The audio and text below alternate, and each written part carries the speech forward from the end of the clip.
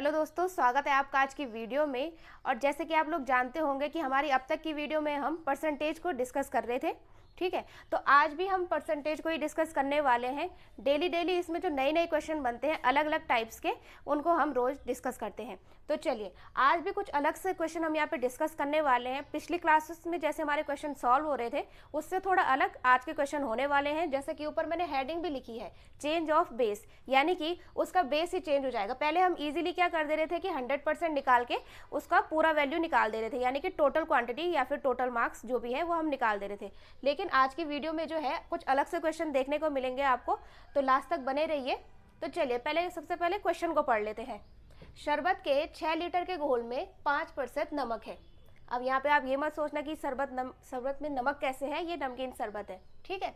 वाष्प द्वारा इस घोल से 1 लीटर पानी निकाल दिए जाने पर बचे घोल में कितने % नमक होगा। अब यहाँ पे आप बिल्कुल ऐसा नहीं करेंगे कि 6 लीटर के घोल में 5% नमक है तो फिर 1 लीटर हटा के 5 लीटर में भी आपका 5% नमक होगा। नहीं, ऐसा नहीं होगा, क्योंकि आप लोग जानते हैं कि नमक और पानी का घोल जो होता है वो समांगी मिश्रण होता है, यानी कि पूरी तरह से नमक जो है वो पानी में डाइल्यूट रहता है। तो अगर हम पानी निकाल रहे हैं तो नमक भी हमारा निकल रहा है, तो जब वो पानी 5 लीटर हो जाएगा तो नमक की क्वांटिटी भी इसमें कुछ कम हो जाएगी, ठीक है। तो इस क्वेश्चन को हम इजी वे में सॉल्व करेंगे एक फॉर्मूले से। तो फॉर्मूला लिख देती हूँ मैं यहाँ पे, m1v1 इक्वल्स m2v2, ठीक है। तो यहाँ पे हमारा v1 जो क्या हो जाएगा, ये हो जाएगा हमारा प्रीवियस क्वांटिटी जो यहाँ पे दे रखी है 6 लीटर, ठीक। v2 हो जाएगा हमारी न्यू क्वांटिटी, यानी कि जो 6 में से 1 लीटर निकाल दिया हमने तो बचा कितना, 5, तो ये हो जाएगा हमारा 5 लीटर। m1 हो जाएगा हमारा प्रीवियस परसेंटेज, ठीक है।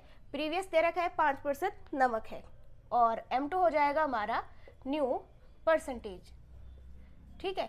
परसेंट, ये m1 की वैल्यू दे रखी है हमें यहाँ पे 5% और m2 की वैल्यू हमें निकालनी है। तो जो इस प्रकार के क्वेश्चन दिखेंगे आपको कि हाँ कोई घोल था या फिर कुछ भी था, किसी चीज़ का मिश्रण था, इतना निकाल दिए जाने पर उसमें कितनी चीज़ें रह गई, ठीक है। तो इस प्रकार के क्वेश्चन मोस्टली इसमें लिक्विड वाले क्वेश्चन जो होंगे वो इसी फॉर्मूले से हमारे सॉल्व होंगे। तो फॉर्मूला भी काफ़ी इंपॉर्टेंट है, सीधे इसमें पुट ऑन करेंगे वैल्यू। तो ये फॉर्मूला यहाँ पे लिखा है, सीधे इसमें वैल्यू पुट कर देंगे।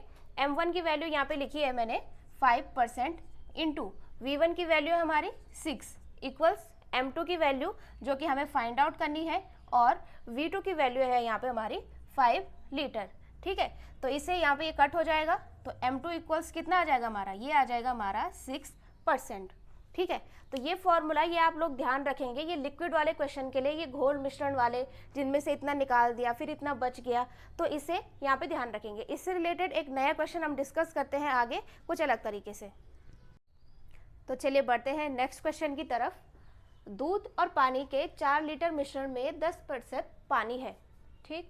नए मिश्रण में 20% पानी रखने के लिए मूल मिश्रण में मिलाए जाने वाली पानी की मात्रा है। तो जैसे कि हम आज जो टॉपिक डिस्कस कर रहे हैं ये मिक्सचर वाले, दूध पानी वाले, तो इसमें अभी मैंने आपको एक फॉर्मूला लिखाया है m1v1 इक्वल्स m2v2, ठीक है। तो पिछले वाले क्वेश्चन में हमने इसे डायरेक्ट अप्लाई किया था, क्या किया था, डायरेक्ट अप्लाई किया था। लेकिन कहाँ पे किया था, जब सिर्फ निकालने वाली बात हो रही, एडिशनल वहाँ पे कुछ नहीं है। क्या किया था वहाँ पे, सिर्फ निकाला था। वो कह रहा था ना कि वाष्प के द्वारा हमने उसे निकाला है, तो ये हमने डायरेक्ट वहाँ पे लगाया जहाँ पे क्या कर रहे थे, सीधा निकालने की बात हो रही थी। लेकिन यहाँ पे कुछ कह रहा है कि नए मिश्रण में 20% पानी रखने के लिए मूल मिश्रण में मिलाए जाने वाली, यहाँ पे क्या हो रहा है, पानी मतलब एडिशनल कुछ भी लिक्विड मिलाया भी जा रहा है, तो वहाँ पे हम इसे डायरेक्ट अप्लाई नहीं करेंगे जहाँ पे हम मिला भी रहे होंगे, ठीक है। वहाँ पे इसे डायरेक्ट अप्लाई नहीं करेंगे, वहाँ पे फॉर्मूला तो यही लगेगा, लेकिन थोड़ा सा इसमें ध्यान देने वाली बात है। चलिए उसे डिस्कस कर लेते हैं। पहले कह रहा है ये कि पानी के 40 लीटर मिश्रण में, यानी कि हमें पता है कि हमारे m1 की वैल्यू कितनी है, यहाँ पे m1 की वैल्यू है हमारी 40 लीटर। अब ये कह रहा है कि इसमें 10% पानी है, ठीक है। अब इसमें क्या है, 10% ये जो है आपका वाटर है, तो ऑब्वियस ही बात है अगर 10% इसमें पानी है तो दूध और पानी का मिश्रण है, तो दूध कितना हो जाएगा, 90%, यानी कि 90% हो जाएगा इसमें मिल्क। m लिखा है मैंने दूध के लिए, मिल्क, ठीक है। उसके बाद ये कह रहा है कि नए मिश्रण में 20% पानी रखने के लिए, चलिए M2 की बात कर रहा है, यहाँ पे M2 भी हमें पता नहीं है कि कितना है, तो M2 में कह रहा है कि 20% पानी, यानी कि 20% ये क्या हो जाएगा हमारा, वाटर हो जाएगा। ठीक है, और ऑब्वियस सी बात है जब नए मिश्रण में 20% पानी है तो नए वाले में दूध कितना हो जाएगा हमारा, 80% इसमें हमारा हो जाएगा मिल्क। ठीक है, यहाँ तक क्लियर है, सबको समझ आ गया होगा इतना। और अब हम इसे डायरेक्ट अप्लाई नहीं करेंगे, यहाँ पे हम जो कांस्टेंट है उसे देखेंगे। इन्होंने कहा है कि मूल मिश्रण में मिलाए जाने वाले पानी की मात्रा, यानी कि जो नया मिश्रण हमारा बन रहा है उसमें क्या बढ़ रहा है, पानी बढ़ रहा है, दूध उतना ही था जितना पहले था। ठीक है, तो ये फॉर्मूला जो है हम किस पे लगाएंगे, ये हम लगाएंगे दूध पे। तो दूध पे लगाएंगे फॉर्मूला, तो M1 कितना है हमारा यहाँ पे 40। ठीक है, और V1 कितने हमारे यहाँ पे 40 है। उसके बाद दूध पे लगाएंगे तो दूध की मात्रा कितनी है पहले वाले में 90% इंटू 90 इक्वल्स M2 हमें पता नहीं है, M2 हमें निकालना है, M2 इंटू और नए वाले में दूध की मात्रा कितनी है आपकी, ये है आपकी 80%, 80। तो इसे काट लेंगे यहाँ पे, ये 2 बार कट जाएगा और M2 बराबर आ जाएगा आपका यहाँ पे 2 इसके नीचे जाएगा तो ये आ जाएगा आपका 45 लीटर। ठीक है, अब बोल रहा है कि पहले जो था 40 लीटर का मिश्रण था, अब कितना हो गया है 45 हो गया लास्ट में, यानी कि हमने कितना मिलाया है, हमने मिलाया है यहाँ पे 5 लीटर, 45 माइनस का 40 तो ये आ जाएगा हमारा यहाँ पे 5 लीटर। बस यहाँ पे यही बात ध्यान में रखने वाली है कि जब हम इसमें से सिर्फ निकाल रहे होंगे तो इसे डायरेक्ट लगाना है हमने। ठीक है, लेकिन जब हम कुछ मिला भी रहे होंगे, जैसे इसने कहा है मिलाए जाने वाले पानी की मात्रा, जहाँ पे भी आपको ये दिखेगा मिलाने वाला, तो वहाँ पे आपको जो चीज़ उसमें जो चीज़ मिलाई जा रही होगी उसे छोड़ के दूसरे वाले परसेंटेज पे ध्यान देना है। यानी कि पानी मिलाया जा रहा था तो हमने किस पे लगाया ये फॉर्मूला, हमने लगाया इसे मिल्क पे। तो इस टाइप से हमने क्वेश्चन सॉल्व किया है, उम्मीद करते हैं आप लोगों को समझ आ गया होगा। तो चलिए बढ़ते हैं नेक्स्ट क्वेश्चन की तरफ। और इस टाइप के क्वेश्चन भी क्या है पेपर में काफ़ी बार बनते हैं, तो चलिए इसे डिस्कस कर लेते हैं। क्वेश्चन है, राजा अपनी आय का 40% पेट्रोल पर खर्चा करता है, उसके बाद जो बचता है उसका 1/4 भाग घर के किराए एवं खाने पर खर्चा करता है। ठीक, यदि वो पेट्रोल पर 400 रुपये खर्च करता है तो वह घर के किराए व खाने पर कितना खर्च करता है। ठीक है, तो यहाँ पे इसने दे रखा है 40% क्या कहता है वो पेट्रोल पे खर्चा करता है। ठीक है, ये हमें वो भी दे रखी है, हमें परसेंटेज वैल्यू दे रखी है यहाँ पे। ठीक, और उसके बाद उसने रियल वैल्यू भी दे रखी है कि पेट्रोल पर, यदि वो पेट्रोल पर 400 खर्च करता है, तो सीधे सीधे एक इक्वेशन तो हमें यहाँ से मिल गई, 40% इक्वल्स कितना हो जाएगा हमारा, ये हो जाएगा हमारा 400। ठीक है, यहाँ से हम 1% की वैल्यू निकाल लेंगे तो ये आ जाएगी हमारे यहाँ पे 10। ठीक है, ये आ गए यहाँ पे हमारी 10।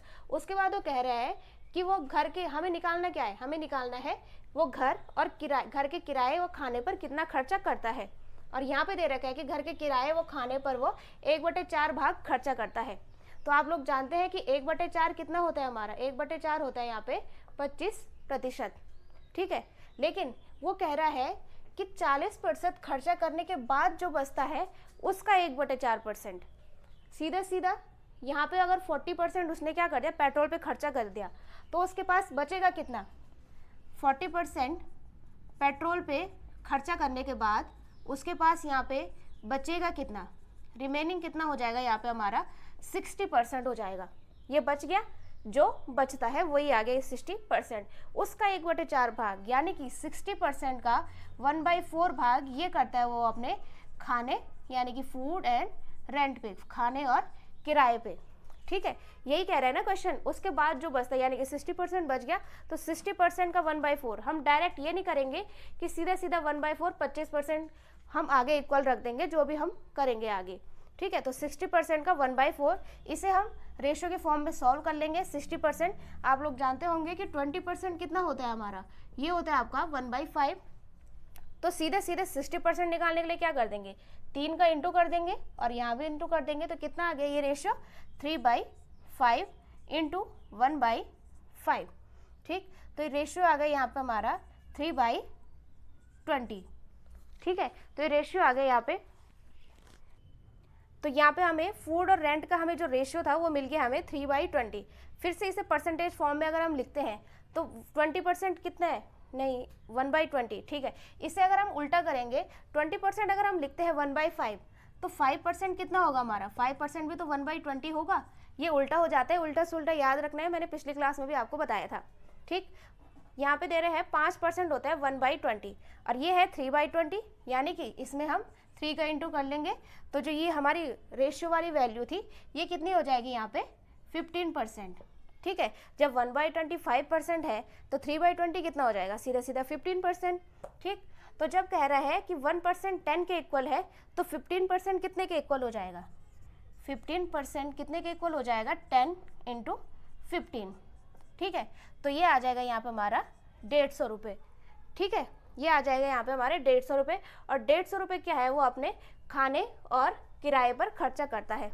तो ये यहाँ पे हमने सॉल्व किया। यहाँ पे घुमाने वाली बात सिर्फ इतनी सी थी कि जो बचता है उसका 1/4 यानी कि 40% खर्च करने के बाद कितना बचा 60%, और 60 का 1/4 उसने खर्च किया अपने खाने और किराए पे। तो चलिए बढ़ते हैं नेक्स्ट क्वेश्चन की तरफ। तो चलिए बढ़ते हैं आज के लास्ट क्वेश्चन, और काफ़ी इंपॉर्टेंट है। ये जो चुनाव वाले क्वेश्चन होते हैं ये भी एग्जाम में काफ़ी बार पूछे जाते हैं, तो चलिए इसे भी डिस्कस कर लेते हैं। वीडियो अच्छी लगती हो तो इसे लाइक शेयर और सब्सक्राइब जरूर करें, और आपकी वीडियो को लेके या फिर किसी भी क्वेश्चन को लेके कोई भी क्वेरी रहती है तो नीचे डिस्क्रिप्शन में टेलीग्राम ग्रुप का लिंक है, आप वहाँ पे अपनी क्वेरीज कर सकते हैं। तो चलिए पहले सवाल पढ़ लेते हैं। एक चुनाव में किसी उम्मीदवार को कुल वोटों का 30% मिलता है, ठीक है। तो मान लेते हैं चुनाव में उम्मीदवार तो ऑब्वियस सी बात है कि 2 ही होंगे, तो पहले को मान लेते हैं ए और दूसरे को मान लेते हैं बी, ठीक। तो कह रहा है कि किसी उम्मीदवार को, तो जिसको मिले हैं 30% उसको मान लिया हमने ए, ठीक है। अगर इसे 30% मिला है तो बी को कितने मिलेंगे 70%, ठीक है। इसमें तो कुछ करने वाली बात नहीं है फिलहाल, तो ए को 30 मिला है तो बी का हो गया 70%, ठीक। लेकिन वो दूसरे उम्मीदवार से 350 वोटों से हार जाता है, यानी कि ए को 30% मिला है, बी को 70% मिला है, और इन दोनों के बीच का गैप कितना है ये दे रखा है रियल वैल्यू 350, यानी कि 350 वोटों से वो हार जाता है। तो बताना है कि कुल कितने वोट डाले गए थे, ठीक है। जब ए को 30% मिला है, बी को मिला है 70% और गैप इनका 350 दे रखा है, तो परसेंटेज के फॉर्म में इसका गैप कितना हो जाएगा 70 - 30, तो ये कितना हो जाएगा आपका 40%, जो कि इक्वल हो जाएगा आपको यहाँ पे 350 के। यही तो कह रहा है कि जो दूसरे उम्मीदवार से 350 से हार गया था, दूसरे उम्मीदवार को कितने मिले 350 मिले, उसके बाद दोनों का गैप आ गया 40% और ये इक्वल हो गया आपके 350 के। तो यहाँ पे हमें चेंज करने वाली कोई ज़रूरत नहीं है। 40% किसका है टोटल वोट्स का, 30% भी टोटल का था, ये भी टोटल का था, तो सीधे सीधे इसका 100% निकालेंगे। तो 100% क्या हो जाएगा यहाँ पे हमारा 350/40 × 100। अगर आपकी कैलकुलेशन इतनी अच्छी है कि 40 को आप सीधे सीधे 100 बना के कुछ इंटू कर सकते हैं तो वो भी आप लोग यहाँ पे कर सकते हैं, और यहाँ पे इजी वैसे यही हो रहा है हमारे लिए, तो इसे हम यहाँ पे सॉल्व कर लेंगे 35 × 25, ठीक है। तो यहाँ पे हमारा आंसर हो जाएगा 875। तो यहाँ पे ध्यान रखने वाली बात क्या है कि जो 30% एक को मिले हैं तो दूसरे को 70% मिले हैं, तो ध्यान ये रखना है जो 350 है ये 70% के इक्वल नहीं होगा, बल्कि इन दोनों का गैप, ठीक है, इन दोनों का गैप कितना है 40%, इसके इक्वल होगा। तो ये आ गया हमारा यहाँ पे आंसर। तो ये थी आज के कुछ इंपॉर्टेंट क्वेश्चन। उम्मीद करते हो आपको वीडियो अच्छी लगी होगी।